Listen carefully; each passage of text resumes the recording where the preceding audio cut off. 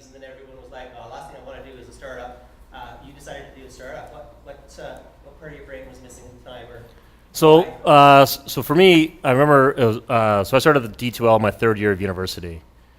So at that time, it was really just anchoring off of one key question. What's the biggest problem that I can solve that would have the biggest impact on the world? And at that time, I could not think of any bigger problem to solve than transforming the way the world learns, because education has this ripple effect. Not only can I help, through our work with our clients, millions of people, they go off with their innovations and ideas and inspiration and help millions of other people. And so it has this natural ripple through society. It also has a natural ripple through time. Oh, okay, that's not normal. Yeah. Oh. No, you've got to be creative. And, I think you've got a certain amount of time here on Earth. You might as well make the most out of it and try to solve the biggest problems you can solve. Yeah. I still don't think there's a bigger problem, by the way, to solve. Yes. I don't think we've solved it yet either. So Still work for D2L. lots of work to be done. So the most embarrassing moment in the life of D2L. Oh, Jesus. This is one of those what's the one Q&A. thing you would like to go back in time and change? So you could get right to the heart of it right away, don't you? So the biggest mistake I ever made was not patenting my software early in the startup cycle, if you will. I was told by professors, told by my lawyers, told by everybody, software is not patentable, John. And that may have been true in Canada at that time frame, but it was certainly not true in the US. And if I had done that, I think our outcomes and our trajectory would have been a lot sharper, if you will. And so, for me, one of the key things that I would suggest if you're doing this again, to myself, is go get at least one patent on some of the core technology that you built, so you're not walking into a fight defenseless. Because as soon as you start getting traction, as soon as you start winning the market, your main competitors that are in the space do come knocking at one point or another. So, might as well be prepared for it. Is that? I know that's like maybe. Is that okay? Any other questions from the audience? By the way, how many in the room have actually filed a patent yet? Okay, it's a handful. That's way too small of a group, right? And I know it's probably like a big expense line, and maybe there's a fund that you got an IP group that can work with. Yeah. But at some point, maybe it's not year one, maybe it's not year two, but at some point you should make sure that if you're going to go for this, make sure that you do invest in that strategy. And you don't need to get 100, that comes later, but certainly give yourself a little bit of protection. Funny. Yeah. So, wow, you guys really get to the meat of it right away. I'm impressed. So it was 2006. So picture yourself back in 2006. We were 65 people in the company, half of which were co-ops. All right. So it was a small company. We had just broken into the U.S. market. We had won state after state after state, university after university after university, and the momentum was just ramping. It was awesome. It was a great time to be a D2L. We're throwing our users conference. It starts on a Monday, and we learned about some litigation on the Friday. And so, in our case, our main competitor was Blackboard. I'm not sure if anyone is familiar with those guys, but after repeated attempts to try to convince us to take a certain path and failing, they decided to file litigation with us in the Eastern District Court of Texas. And that was a long, drawn-out battle for just over 3-4 years. And it's not a fun battle. The win rate going into that battle was 88% in favor of those guys. So the chances of us even tying was less than 12%. And so, for us, it was a do or die kind of scenario for the company. This was a competitor that was literally out to either crush us or do other things. I would lie if I said I was a little worried after we lost the lawsuit in Texas, right? So, we initially lost that suit. And I don't know if you've ever been told you can no longer sell your software in the U.S., but that's a hard day. That's not an easy day. And when your competitor is doing nothing but telling people you're going out of business and you're running around and trying to close you out of opportunities all over your biggest market, that's not a fun experience. And so we spent, another year battling after we lost to see full vindication and get our money back and do all the things that we needed to do to continue to persevere through it. But never once did I waver on the fact that I should fight. It's like one of those things where when you're up against like a crazy competitor, and by the way, that's an opinion, that's not a statement of fact.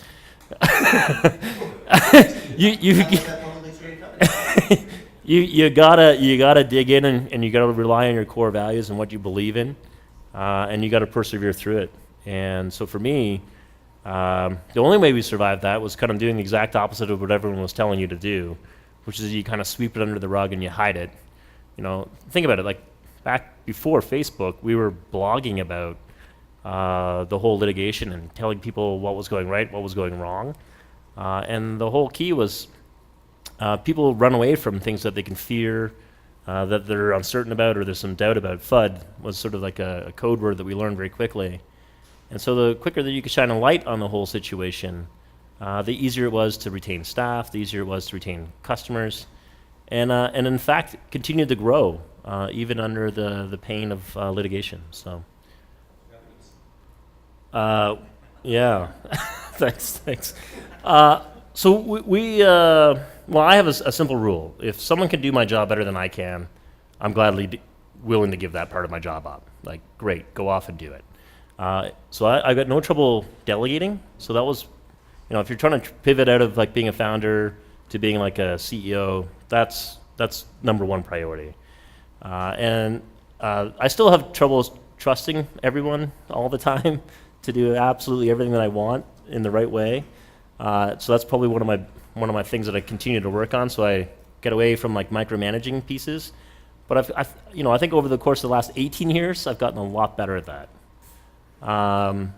But the big one for me is if someone has a better vision for where the company should be going in the future, and a better drive to go out and execute against it, that's when I know I kind of like maybe I should completely step out. But I've never run into that, and I think that comes from just being persistent with building a better answer to the challenges that you're trying to solve. And so I think that founder DNA, that founder blood, is good in CEOs that are trying to scale global multinationals. And so, I think keep at it. Like, keep building the dream. So important. So, like, if I look at even just my own market, I've seen CEOs replace founders a number of times, and usually to the detriment of the company. And in other cases, I've seen the CEO come in and actually be better than the founders in growing their company. I think a combination of vision, drive for execution, the ability to get the job done. And like, if I was to sort of summarize it in terms of, hey, if I'm a founder, should I step back? That's probably the demarcation point. If you can't execute your vision, that's where there's a problem. But I personally, I'm like, does that mean that you're going to know all the answers to every problem that's going to hit you as you go forward? No. Like, and don't kid yourself, like bringing in someone from the outside to be a CEO, it's probably an even bigger pain and probably fails more often than not. So either route that you take is going to be a difficult one. And I think the key is just trying to figure out what's the best path for you, and what do you believe in your heart, and then go pursue it. I think it's, after you, Hypothetically speaking. it's really to provide an outcome for those that have worked so hard with you. Yeah, that's really, it's only another step along the journey, right? So an IPO doesn't mean you've exited, right? An IPO is a way to reward a lot of folks that have worked incredibly hard to get you to the point that you're at today, and also to give you a little bit more currency, if you will, to go off and pursue acquisitions if you want to go down that path, or just to continue to give you the capital that you're going to require to go build the company to the next stage. Those are the main reasons. It's not I like Ted Livingston's thought on this. Like, there's got to be a fourth option, because the current IPO markets, if you're a certain size, it's tough. And I think you got to get over a certain revenue level. And I think today they'll say over 100 million, which we're good. Check. So there's a hint. But I think really to really hit the markets, you got to be 200, 300, 400 million continuing to grow. And so, I think as companies go through this next stage, an IPO is one path, but private markets right now are, I'd say even more attractive than the public markets, and better valuations, better terms, better everything. So today, but maybe tomorrow it's a different outcome. I don't. Yeah, so I talked to a bunch of potential investors when I first started the company, and remember, I didn't hire my first employee other than my family until 2001. So it was like almost 3 years after I started the company. And the main reason was no one was willing to back an ed tech company in that time frame. Like there was no money going into the space. And when I say no money, I mean zero. Like there might have been $10,000 somewhere in the world, but it wasn't in Waterloo. And so I bootstrapped the company for 12 and a half years. Then I raised 80 million US, followed by another 85 million US. So a total of 165. And then and that process was a fairly straightforward one. We went out and we talked with 6 groups. We invited 5 of them to present term sheets. They all did. And then we selected the best partner that we could find to move forward on our terms. And so the best advice I could give, if you're taking a long path, and like in our case, we're trying to transform education and we're kind of like 1% along the curve, not even maybe. And so it was very early for investors to sort of buy in because the real outcomes don't come for another maybe 5, 10 years from now. And I'm saying that after 18 years of this, by the way, just so you know. Like you had to have a very long view on the market to get to the stage. So bootstrapping was the best option for us if we wanted to be the market leader, 10 years from now. And because investors that would have been early, they would have wanted an exit at this point. And so you got to understand that. And then, but now in hindsight, could we have captured the whole market faster if we had people that were willing to be investors in those early days? Probably. Like my competitors had flat file architecture systems that they didn't even know about databases, for God's sakes. This is like when we were first going. Today, they still struggle to catch up with basic functionality that we have. And so we probably could have gone out and captured the market a lot faster if we had that capital earlier and put it to use. But, it's hard to go back in time and sort of reset the market expectations back in those days. Like in the early days, I would be out visiting with clients like every hour of the day that they would be at their office. Sometimes literally knocking on doors. And then at night, I would be sitting with the team coding the next version of our platform. And so that was, probably 18, 19, 20 hours a day, every day for 7 years. So that was insane. Like I remember co-ops looking at me around midnight going, do people leave? Like on their first day, like they're still there coding and we're like, you can go home. Like we're not forcing you to be here. Like you could literally go home. And like, it was like, a big thing if you weren't there on a Saturday, right? Like that was, why aren't you here? We got to build this dream for the future. Now, I think that's a little insane. And I could do that when I was young. I think today to have that expectation on folks that have kids or families would probably be wrong. And plus we can afford to pay for more people to actually work at the company. And so, but you did what it took to like go out and pay the bills. And interestingly, like, the model that we have today is the model that is really, well, even in the early days, was the model that, everyone's kind of benefiting from today. Like, when we were selling in the early days, we were up against people that were giving away their software for free. Sounds familiar, right? And then we said, well, we can't do that because we need to actually pay the bills. And we can't get funding because there's no one funding it. So we built this model called a subscription model. So people paid per user per year. And I know that sounds not radical today, but in those early days, that was a pretty big transformation. And so you had to figure it out. You had to invent the models as you went along. I remember even just trying to figure out how to price the software. I went into one client and they said, well, we really like this. How much is it? I said, just under $1 million. And they laughed and I went, okay, a lot less than $1 million. So, just under 100K in all seriousness? Oh, that's totally fine. Perfect. We have a pricing model. But, as a 20-year-old, that's what you're thinking, right? You just got to figure out what the value is for the customer and kind of push it forward. It does. And, we were, and we still are known as very much a customer-centric organization. Although in the last year or two, have been making a transition to what we call market-driven.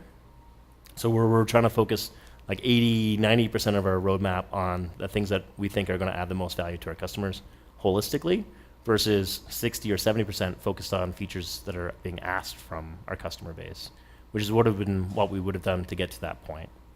And so, in the early days, being responsive to customer needs was critical for us to build a sustainable business. And I think that's because we were a blend of software as a service with service. The services part of our business was actually what was paying the bills for the software as a service model. But you had to learn to drop customers along the way. And like literally, I remember, we had this wonderful customer that paid us lots of money, and we said, you know what, we're not that kind of a company, and we appreciate the money, but this is not the direction we're going. And so we, divested apps, we divested product lines, we divested from a whole bunch of different areas to get back to our core focus. But we could only do that after we got into a certain point of sustainability. And so when you're scrapping it out, when you're a bootstrapper, how many are bootstrapping their companies right now versus have any outside investment? So it's hard. Like it's probably, I would argue it's probably the hardest way to go. But it does set yourself up for being able to do things on your own terms later. That makes sense? And you do find out what's a real business model in the space. Like if people are willing to put money behind it, that's pretty powerful. I think the key is like being able to deliver on what you promise, right? So, because trust is so critical with customers, especially in the early days, right? So that you wanted to be able to get out there and sell early, but you needed to make sure that you weren't over-promising. And that was a fine balancing act. So how early was I selling? Like literally, I would walk in with, you're going to laugh at this, like acetate overheads on a projector because they didn't have internet in the classrooms. We would say, here's what your course would look like on the web. And we would put up a slide on a projector, which, do they still have projectors in the classrooms still? Yeah, okay, all right. We need to work on that. But so we said, this is what your class would look like online. Now, clearly I didn't build their class, but this is here's what it's going to look like online. And you have to trust me that it's going to get to be that quality. And that's where this service model really came into play, like the subscription model. We said, you don't even have to pay us up front. Just pay us a cost per user per year. And then in other cases, we actually went to a university and said, hey, we know you want to put this MBA program online. Why don't you pay us for just even doing the design for what that would be to put it online? And so even getting to the point where we're getting paid for doing specs for building something, which is a really creative way of getting some resources that you need to build the future. But it always anchored off, did they trust that I could deliver? Right? And if they believed that, then more often than not, people would take a bet on you. And I think that was pretty important. Well, I'm from Canada. I came from a small fishing village and then moved to a small farming hamlet. And Waterloo was a big city for me. Seemed like it had infinite resources, lots of tech talent, access to a good airport, and it was lots of space available downtown Kitchener. At that time, I think I was the only tech company in the whole Kitchener area, because RIM had bought every other building in Waterloo, so there's no space up there. So I ventured down to 72 Victoria and took the penthouse suite for free for 6 months because they couldn't find anyone to rent it. Negotiated with the landlord a great deal there, and just found space to continually expand. And I can tell you, being in brick and building buildings like this, I mean, it's a gem.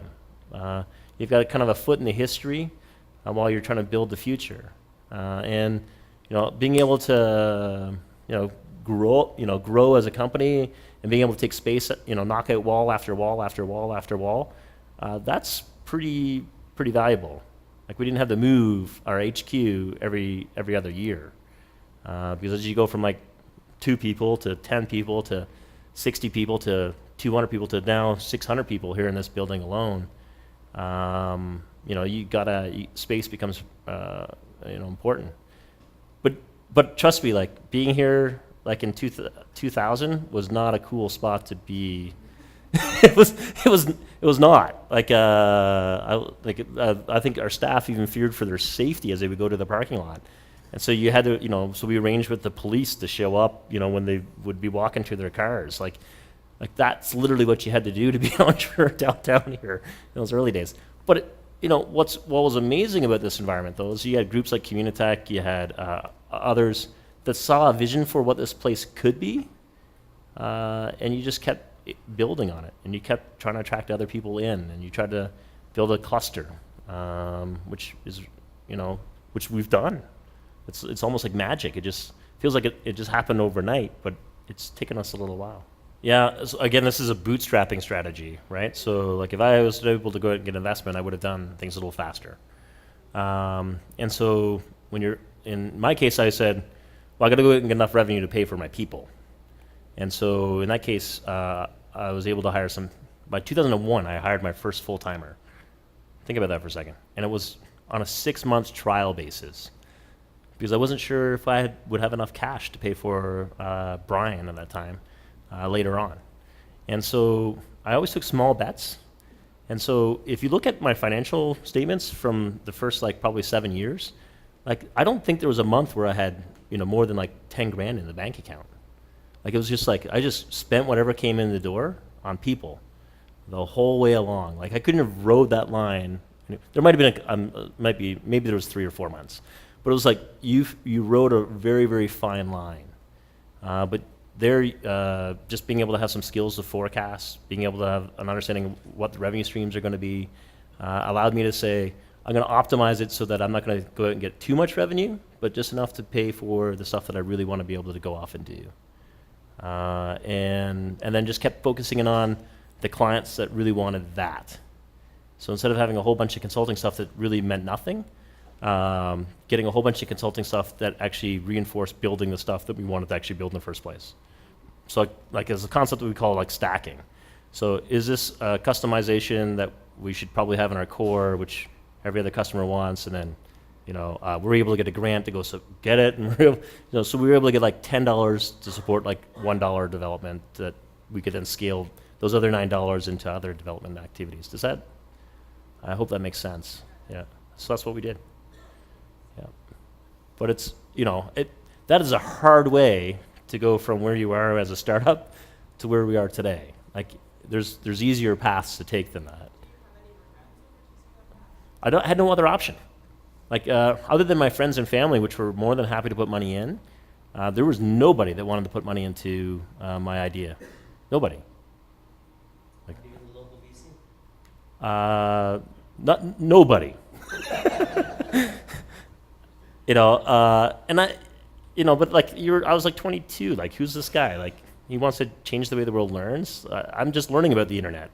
It was kind of a foreign concept. And remember, I was trying to do that when this thing called the .com boom just was crashing, right? So this is the internet? Ooh, stay away from me. Just a fad. It was just a fad. I feel like I'm really old now that I keep saying this. But it was very early days, and you just had to grind it out and build it, try to find ways to build a great company off of what you could find for customers as you went along. I think study anything. What domain, what field is not being transformed right now? So I did systems design engineering. So it gave me the ability to look at across a whole bunch of disciplines and then go deep on whatever I wanted to go deep on. And that was an incredible skill set. So if I was to go back again, I would probably go back to a similar type program. I would probably just do a little bit more software. Would I do entirely software? I don't know. Maybe if I was doing entirely software, I would want to pick up a skill set and something else that I was really passionate about. I'm also keen on what's happening with quantum, with nano. All of those are really interesting. Mechatronics seems really interesting right now. But I don't think there's a discipline really that's not being transformed through technology or through some other breakthrough right now. So is there a space? Maybe medieval times? History might not be changing too much, but Well, unless you ask Mr. Trump, so. yeah. So I have a baby girl. She just turned 1, and it changes your life. There's no question about that. Doesn't make it So better. so it doesn't change what I do, but it changes why I do it. And so for me, it's a constant reminder of why the work that I'm doing is so important. And one of my advisors said he did a trip to India, and he said he met a wise old elder, and he said, and the wise old elder, first question was, "What's your purpose?" And he said, "Well, family." And the wise old elder says, "Family? No, everyone has a family. What's your purpose?" And short of it is like your purpose. Some of it's anchored, and sort of the bedrock is certainly family and those that you love. But that's but we as entrepreneurs have to strive to a bigger purpose, and we have to find something that we want to go out there and leave our mark on the world. How do we want to make this world a better place? So and having her helped me really understand that leadership is a relationship. And so spending time with her, spending time with the family, allows me to understand, how to be a little bit better at giving feedback, how to be a little bit stronger when I need to be stronger. But it really underscored the value of building strong relationships. If there's one lesson I would pull out right now, that'd be it.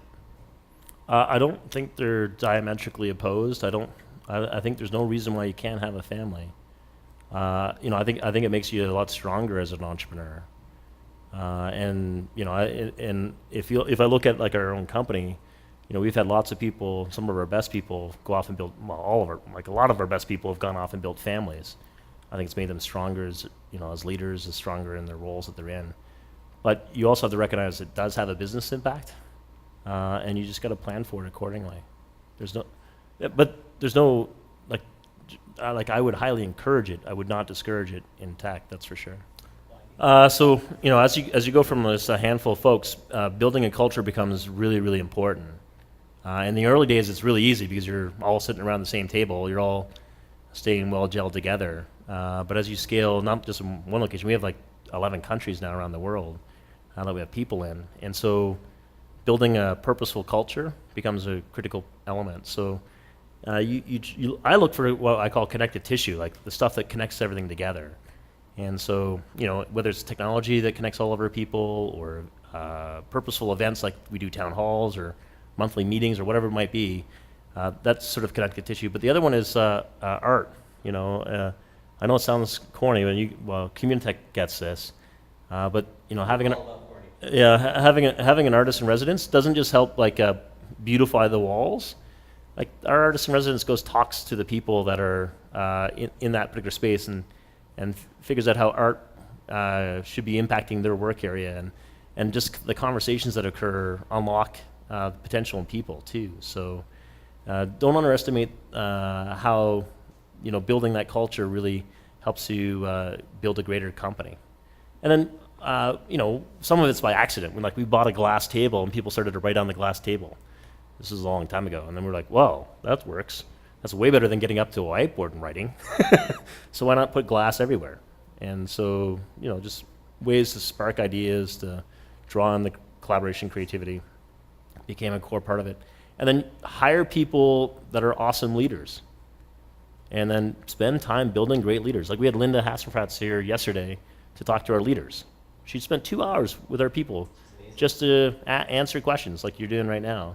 And it was awesome. And so every quarter we do that, and you just keep investing in your people, because the way I look at it is it's like a foundation. Like if you build a great company, scaling revenue is one thing. That's awesome. But if you can't scale your people, build the foundation, build the next layer, then you're going to crumble, right? And you see lots of great companies crumble, and I'd argue a lot of it's because we don't have the great leadership development that we need that's going to drive these companies and support these companies for the future. Does that make sense? I think there was 1 or 2 days. Honestly, that was not a big a big concern. I was pretty good at doing math. And so the forecast was good. And the fact that we got paid up front for a year allowed me to have confidence that, that money was there because it was already in my bank account. I just needed to forecast, how's that going to look like from an expense perspective. And we rev-rec'd it. So immediately I didn't say, did I say bank account? Like the profit loss was maybe 10K, every month, but the money was already in the account. And so just being smart about how you build customers made a big difference there.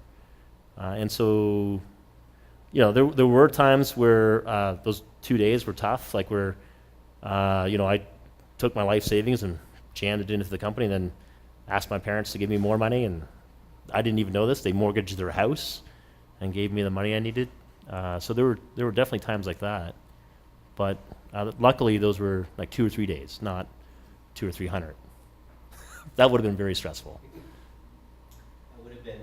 So, John, thank you very much for making time. I know you're very, very busy. Really appreciate you coming and spending time with us. Please join me in thanking John Baker. Good luck.